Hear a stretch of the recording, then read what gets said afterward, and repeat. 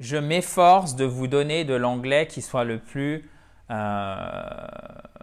pragmatique possible, d'accord? Et vous avez besoin d'échanger. Pour ça, le top, c'est d'avoir un correspondant qui vous convienne. Je ne vais pas revenir sur les différentes façons de trouver un correspondant, les grands principes à respecter, etc. Ce que vous pouvez faire, c'est que vous pouvez aller sur Tandem. Vous pouvez utiliser Tandem pour trouver un correspondant. Alors, là aussi, il y a plein de choses à savoir. On tombe sur des fois, notamment si vous êtes une femme, des gros lourdeaux, etc. Il ne faut pas vous laisser, entre guillemets, abattre. Regardez les vidéos que j'ai fait avec Michelle. Vous tapez Michelle, 2LE, plus I Speak Spoken et elle vous explique exactement comment faire pour trouver un correspondant. Mais ce que je voudrais vous donner aujourd'hui, c'est comment se présenter, comment vous présenter à un correspondant en anglais. Vous pouvez l'adapter à votre sauce, mais au moins vous avez la trame qui est, si je puis dire, nickel en anglais. J'aimerais qu'on la décortique ensemble. Et ça commence par « Hello, thanks for contacting me ». OK? Et là, vous mettez à la place des deux X's, les deux X, vous mettez le prénom de la personne. C'est toujours plus sympa. It would be a pleasure. Ça serait un plaisir. Voyez cette forme conditionnelle ici. C'est poli. C'est une belle et une bonne façon de s'exprimer en anglais. To practice French and English together.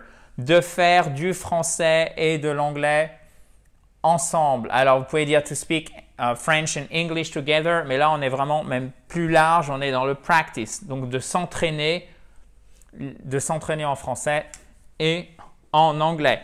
Là, vous sélectionnez ce qui vous convient. Évidemment, ici, on a une consonne, donc c'est A. Mais là, on a une voyelle. Et d'ailleurs, j'ai oublié de le mettre ici, donc ça sera N. An intermediate, an advanced level of English, OK? I have a basic et pas basic. Basic, basic, OK? Accent tonique sur la première syllabe. Vous vous souvenez que tous les mots en anglais qui ont 2 syllabes ou plus voient une de leurs syllabes accentuée plus ou prononcée en gros plus que le reste du mot. Mais il faut prononcer toutes les syllabes d'ailleurs et bien les détacher. C'est très important de ne pas laisser tomber une partie du mot parce que vous avez l'accent tonique qui arrive. Surtout pas. Basic, on entend le hic tout de même à la fin. Même, pardon, si c'est la première syllabe qui est accentuée. So, I have a basic level of English. I have an intermediate level of English. I have an advanced level of English. OK? Donc là, vous choisissez ce qui vous convient. Vous pouvez même rajouter What's your level in French? What's your level in French? OK? Currently, I'm available on… Alors, là, c'est un peu après la prise de contact, on est d'accord, parce que là, vous voyez qu'on répond. I'm available on et on, c'est la préposition pour introduire le jour de la semaine, d'accord?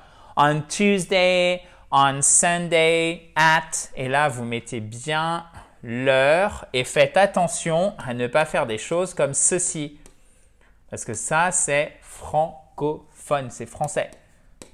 Il faut écrire comme ça en anglais. OK? Vous mettez 2 points pour séparer voilà, les heures du reste. OK?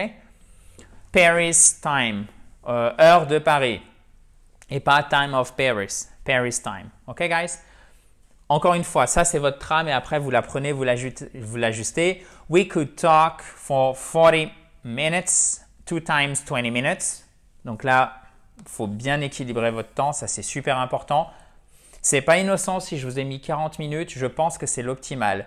10 minutes, 15 minutes, alors ça dépend un peu de votre niveau aussi, mais vous verrez en fait pardon, que vous allez risquer, si vous fixez des sessions qui sont trop courtes, 5-10 minutes par exemple, même un quart d'heure, je pense que vous allez, décidément, que vous allez en fait empiéter sur l'autre session. Donc, c'est bien de prévoir un peu large, quitte à faire un peu moins. Ce n'est pas très grave. Moi, je préfère dans ce sens. OK? So, we could talk for 40 minutes. 40 minutes. Et vous voyez, ce qui est intéressant ici, c'est qu'on utilise aussi une forme polie. Nous pourrions, d'accord? On a toujours notre conditionnel. For example, on Skype.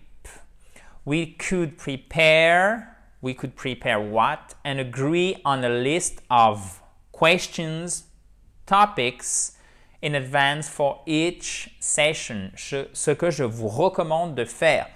D'ailleurs, si vous ne les avez pas vus, vous tapez dans YouTube, dans Google ou n'importe où sur Internet, dans un moteur de recherche, vous tapez I Speak Spoken plus Michel avec 2 L E et vous verrez comment Michel, qui est une des plus fidèles abonnés de cette fabuleuse chaîne, à laquelle d'ailleurs vous pouvez vous abonner en cliquant sur le bouton rouge en bas à droite. C'est fortement conseillé si vous voulez améliorer votre anglais. Vous verrez comment elle s'est organisée pour avoir non pas un correspondant, mais 2 correspondants. Comment elle les a trouvés et comment elle organise ses sessions à chaque fois. Donc, ce qu'elle fait, ce que je vous conseille, ce que je vous recommande chaudement de faire, c'est de préciser, OK, on va parler de ça ou on pourrait parler de ça. Ça vous permet de travailler en amont ce dont vous allez parler et du coup, ça limite... Ça casse le stress et ça limite l'appréhension et ça, je trouve que c'est beaucoup plus agréable. Ça doit rester pour vous, chers amis, un moment de plaisir, ok? On ne va pas à l'échafaud chaque fois qu'on doit échanger avec son correspondant, sinon c'est horrible. So, toujours dans l'empathie, bien évidemment, c'est un échange, donc vous avez cette réciprocité qui est bien évidemment vital. I will try to help you as much as I can. Et nous avons un beau comparatif d'égalité. Autant que possible, autant que je peux. As much as I can. And I can do what? I can write in French also if this is helpful. Si ça aide, je peux écrire en français. Regardez, write et pas write. Évidemment, vous le savez si vous avez l'habitude de suivre les cours, on ne prononce pas le W, chers amis. Je regarde la dernière phrase puisque… Ah oui, celle-ci, elle est extrêmement importante.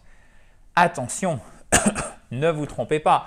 I look forward to hearing back from you. Alors, le back, ça veut dire, voilà, je me suis adressé à toi, j'entends que tu fasses quoi? Que tu me répondes. Donc, le back, c'est j'attends le retour.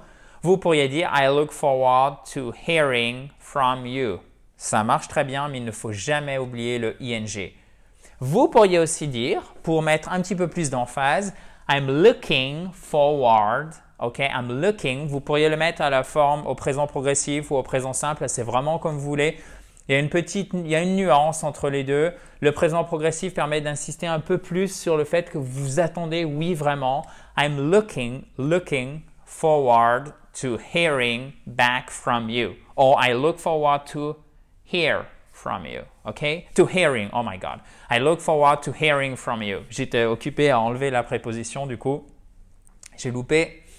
La construction, évidemment, c'est une faute. I look forward to hearing or I'm looking forward to hearing from you. OK, guys? Vous avez votre trame, vous l'adaptez. Si vous avez des questions, vous mettez ça juste en dessous. N'hésitez pas dans un commentaire, je suis là pour vous aider. Toujours dans la joie et la bonne humeur. Et si vous ne l'avez pas fait, vous devriez récupérer votre kit complet pour vous mettre ou pour vous remettre à l'anglais. 37 pages illustrées concrètes, il est gratuit, il arrive dans ta boîte email. Pour le récupérer, il suffit de cliquer sur le i en haut à droite ou sur le lien qui est juste en dessous de la vidéo. J'espère sincèrement que ça vous aidera dans votre recherche d'un correspondant ou pour peut-être que vous avez quelqu'un en vue pour vous mettre le pied à l'étrier. Encore une fois, vous pouvez le recopier tel quel, l'adapter, vous choisissez. Si vous avez une question, vous mettez ça juste en dessous. À demain, chers amis. Bye bye. Have a nice day.